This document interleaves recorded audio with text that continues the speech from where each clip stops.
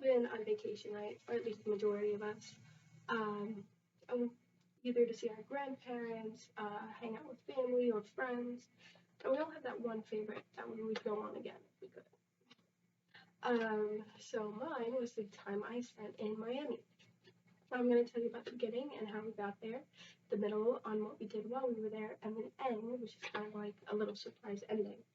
So to start off, to get there, I did get ticket vouchers because I did not want to pay for the flight from Vegas straight to Miami.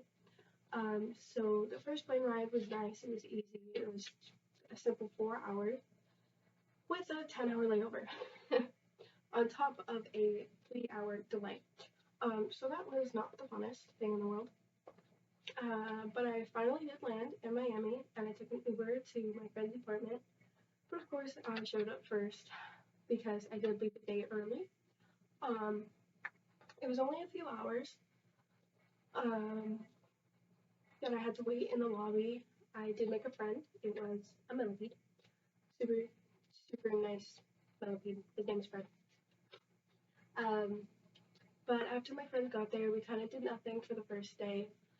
We slept, we ate, we went grocery shopping, all that fun stuff. And then we finally got to the fun part. My favorite part of the trip was the zoo that we went to.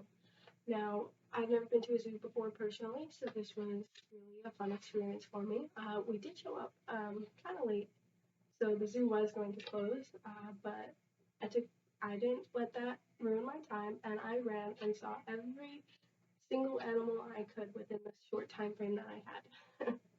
um, After that, it was kind of really just chilled out for the rest of the trip.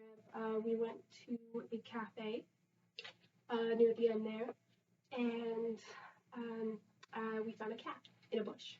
It was a little baby kitten, had worms, fleas, the works. And there was no one else. There was no other cats around, and we were on a really busy road. So I grabbed him, dropped him a couple times because I didn't tell my friends to grab the scruff. That was my fault. But we ended up going to Walmart to get the food, the supplies, and that's where I met this really nice lady who ended up taking the cat because she did foster cats.